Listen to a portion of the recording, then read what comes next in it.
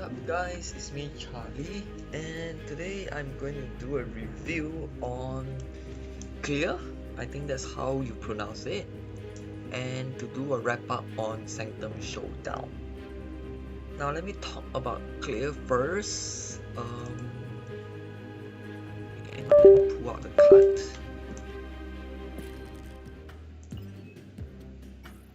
Okay, well obviously I didn't get it. I wasn't high on it. I know I didn't do a preview, but nonetheless I wasn't high on it, and I think it has been released for I think 2 days, 1 day ish. Alright, and I think it's pretty apparent, right?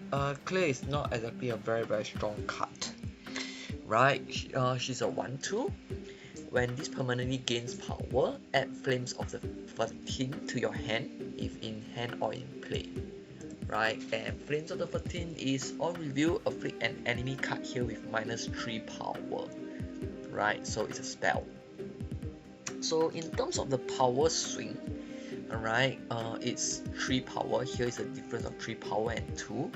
Right, but you have to spend 2 energy playing it, so essentially it's a 2/5. Right, although there is a good argument is that it I'm not going to go with that argument because Flames of the 13 doesn't take up a slot, right? But let's just take a look as energy spent and power swing, right? So the difference, so in total is a 2/5. Now just looking at this stat line 2/5, I don't think it's that great, right? It's nothing. It's nothing that jumps out at. It doesn't jump out at you, right? Because we've already seen this stat line Silk, alright, 2/5. On release it was fantastic. It was premium for sure, but over time, people have learned to shrug it off. Right, this is why we don't see Maximus much anymore, other than in Ronin decks. Okay, so yeah, 2/5. The stat line isn't that doesn't really jump out.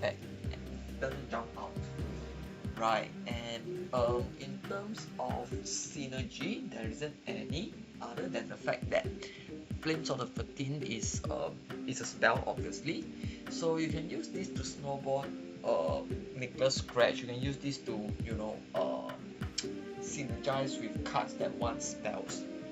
Now, but unfortunately, I don't think it's good in the sense that it doesn't have any form of synergy with Dormammu or other things. The only synergy that this card has is with Nicholas Scratch, as I mentioned. Alright, after you play a skill plus 1 power, and that's it. But the thing is, well, I don't know. It seems pretty.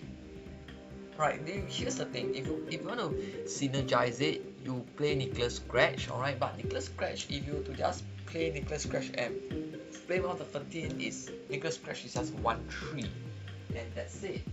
Right, so of course if you play Nicholas Scratch with things like Agamotto, if you play him with Dormammu, the thing is you rather want to play those skills out rather than playing Flames of the 13, which becomes very conflicting, right? So that's the thing that I don't think Clea has any synergy with anyone, because the only synergy that she has is a very conflicting one, right? Because I mean, you play with Nicholas Scratch, but hey, it's just one skill, which means your Nicholas Scratch doesn't really skill anyway.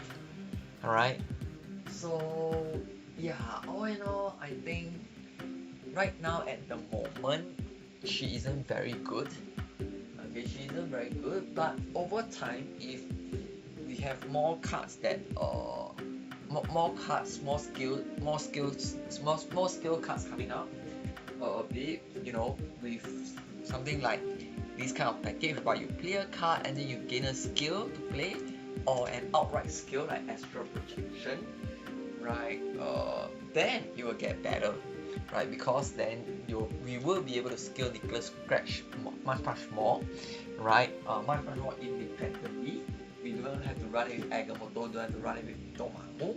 Alright, that will make cards like Clea much more possible, much more able to come together in a deck, right? But until then, not a good card, because we're looking at a total output of 2-5, which doesn't quite cut it. Yeah. So in conclusion, not a good card at the moment, but who knows? Right? If we do see more cards being released that generate a spell, alright, and they are able to stand alone. I mean, 2-5 isn't bad. Don't get me wrong, 2-5 doesn't jump out, but 2-5 isn't bad either, right? So if we are able to play this and with Nicholas Scratch, this adds up to a 2-6, and we have other skills that can scale up Nicholas Scratch and they somehow complement each other, or at least work together, giving good value, then a spell deck might be possible, right? A spell deck might be possible. Alright.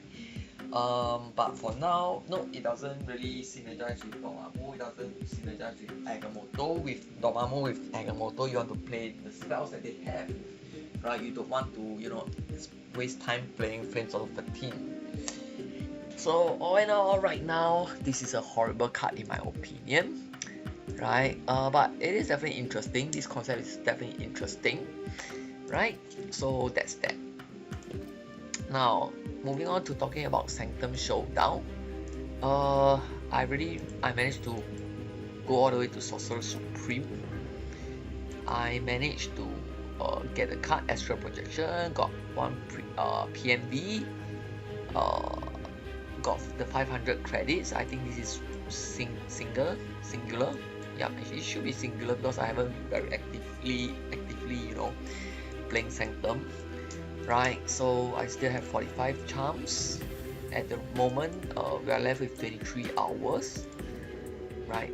Right now, so 23 hours. Yep. So I probably will burn the scrolls very quickly. I probably manage to get I probably will be able to get another 100 credits. As for this, probably one, or I probably get one more. I don't know, one more, hopefully. And I'm gonna call it a day, man. Let's talk about Sanctum. Astral Projection, I don't think it's a good card, right? It's pretty fun and all, but overall not a good card. Yeah, so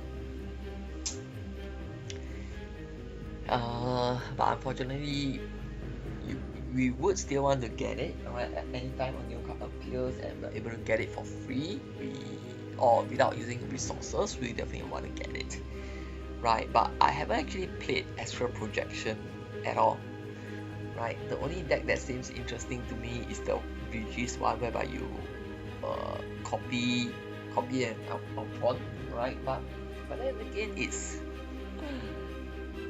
a pretty boring deck to play, right? So yeah, other than that, I don't think Astral Projection is strong at all.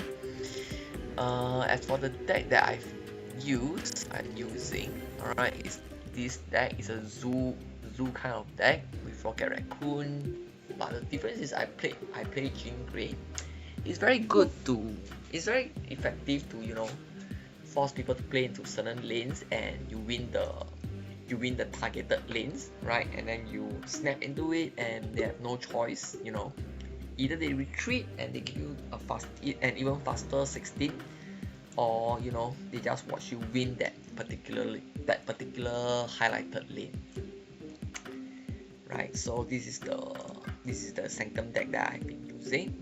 Deck list will be provided. Rhino is actually pretty good. The Rock, right, actually comes in with Ka-Zar, Blue Marble, and helps to discount Mockingbird as well, right? And if Marble Boy hits it, well, it's 1 power. Yeah, so this is the wrap on Sanctum. I don't want to talk much about Sanctum. In terms of gameplay, I've never really liked it because you keep seeing the same decks over and over, namely Zoo, and Guardians, right? So yeah, it's really very boring, right? And the fact that we do not get to pull any unowned as Series 4, Series 5 cards makes the grind very, you know, makes it you really don't feel like grinding, because there's really no big prize, alright, in this Sanctum showdown this time around. And I'm sure everyone is feeling very burnt out after, you know, grinding in high voltage overdrive previously. Personally, if you saw my previous video, I managed to get Kid Omega using only 583 gold, so that was a crazy ass grind.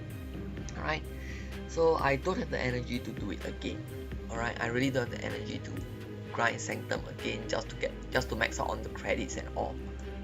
Right, and as much as, you know, I want the other variants, right, I actually want this. Alright, it looks so cool, right, Captain America with a sword. But I really don't have the energy in me to grind it out. So yep, this is where I'm going to end my Sanctum. For those who have yet to get your astral projection, for those who have yet to hit your Sorcerer Supreme, you can try the deck that I've used, right? And if you haven't got your Sanctum Gold, good luck, all the best. Make good use of the final 23 hours. All the best, and it's getting really difficult to say, but happy snapping. Good luck, guys.